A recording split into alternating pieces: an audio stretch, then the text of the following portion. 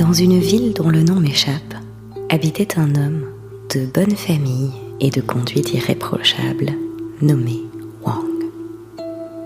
Dès son enfance, il avait eu un penchant très vif pour les pratiques de la religion taoïste.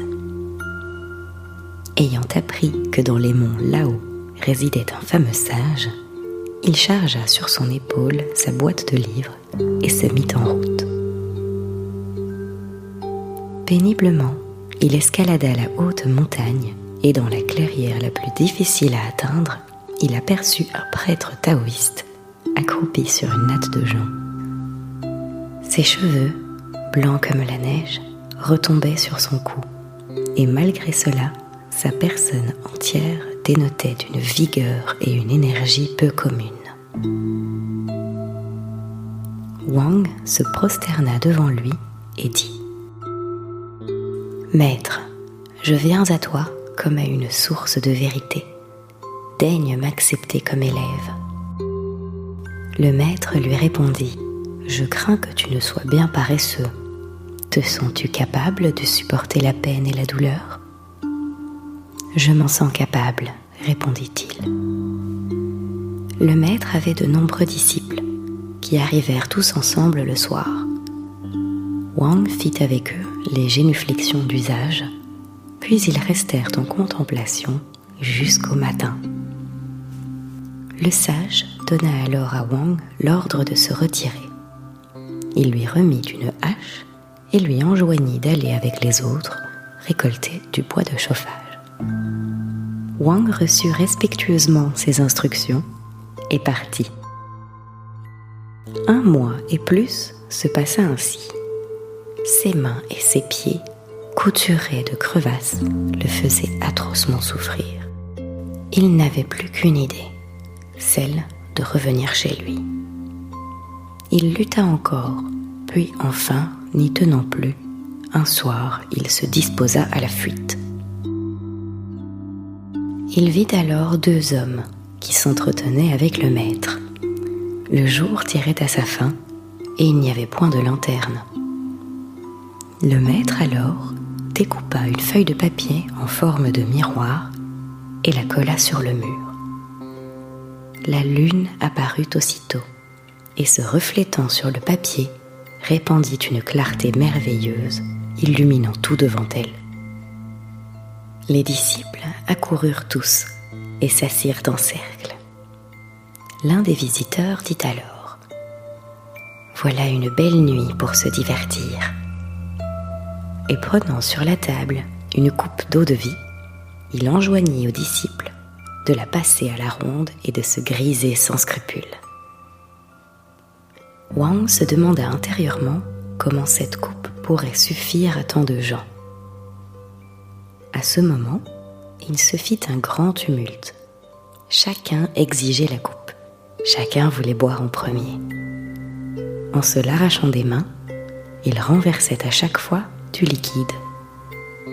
Et pourtant, la coupe circulait toujours, et toujours elle était aussi pleine. Alors, un des hôtes s'écria : « Certes, la lune est bien aimable d'éclairer ainsi notre fête, mais elle nous laisse boire tout seul. Et si nous invitions Chang-ho, la belle, à venir nous retrouver, quittant pour un instant son palais lunaire ? » Chang-ho était une femme qui, ayant dérobé aux dieux le secret de l'élixir de longue vie, fut exilée dans la lune. Aussitôt que l'hôte dit ceci, on vit au milieu du disque de papier apparaître une forme, petite d'abord, mais grandissant vite jusqu'à la taille humaine. Son cou était mince, son buste svelte. Elle dansait en faisant onduler sa robe aux couleurs de l'arc-en-ciel. Soudain, elle s'arrêta, et d'une voix d'une infinie harmonie, elle s'écria : « Message, me voici. À votre appel, j'ai quitté les profondeurs glacées de mon palais. » Puis elle se mit à chanter. Sa voix pure et frêle semblait le son d'une flûte enchantée. Son chant terminé, Elle courut autour de la table, sauta dessus d'un bond et disparut.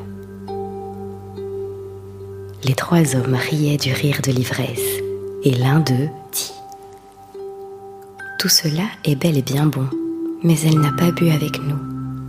Peut-être craint-elle l'eau de vie terrestre, alors qu'elle nous traite dans son palais. Je ne crains point l'eau de vie lunaire. » Immédiatement, la natte se souleva avec les 3 hommes et disparut dans la direction de la lune. Peu après, on put les voir assis sur la surface de l'astre. On distinguait nettement leurs barbes et leurs sourcils. Ils buvaient encore.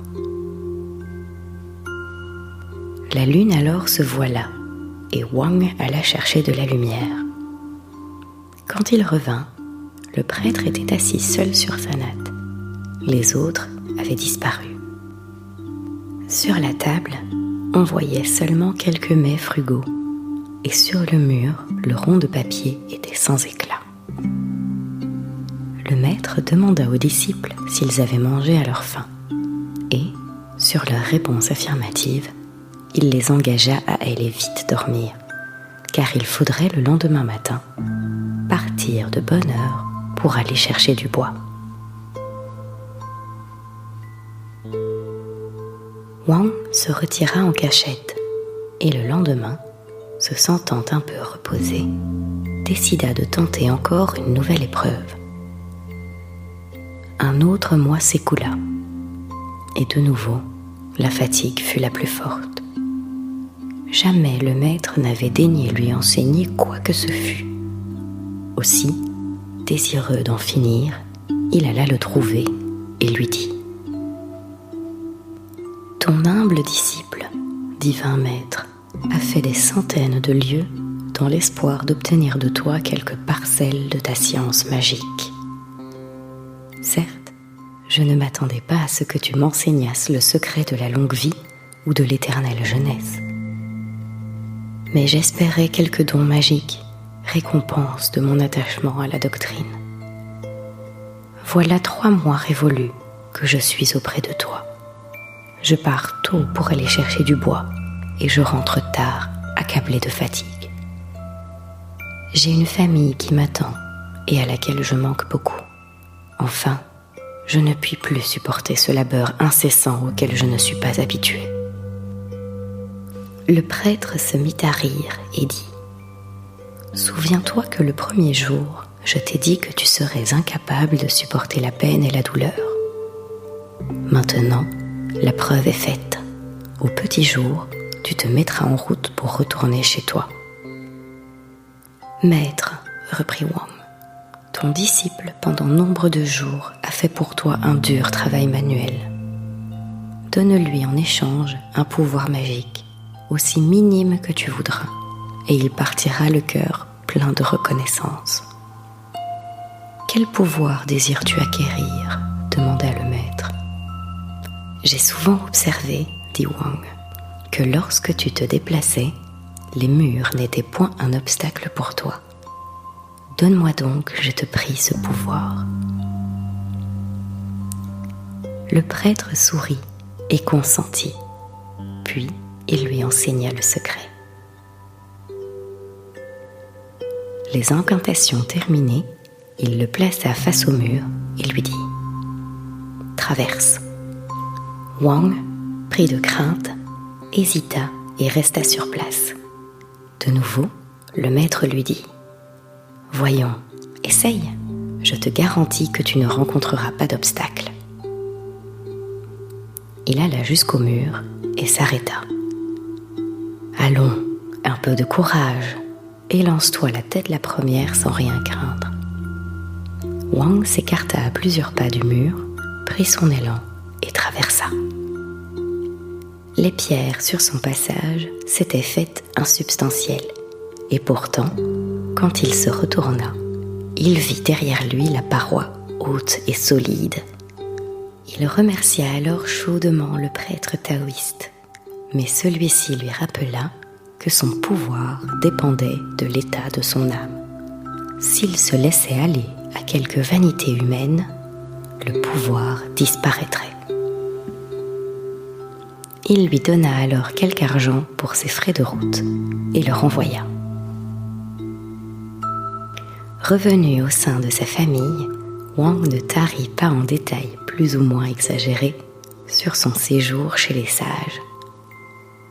À l'entendre, nul obstacle n'était plus capable de l'arrêter, quelque solide qu'il fût. Sa femme n'y croyait guère. Pour la convaincre, il répéta les incantations, s'éloigna à plusieurs pieds du mur, prit son élan et, cognant le mur solide de toutes ses forces, s'abattit à terre avec une énorme bosse au front. Sa femme le releva et se moqua de lui. Malgré sa colère, il se rendit bien compte que ce maudit prêtre en avait fait autant. Une autre version de l'histoire raconte que Wang vécut quelque temps après son retour en fidèle observateur des préceptes taoïstes. Mais, petit à petit, avec l'âge, ses mœurs se relâchèrent. Plus il devenait vieux, plus il devenait arrogant et hâbleur. Il parlait à tous de son pouvoir surnaturel. Enfin, un jour, mis en demeure de le faire voir, il voulut marcher dans les airs, enjamba la fenêtre et se tua en tombant.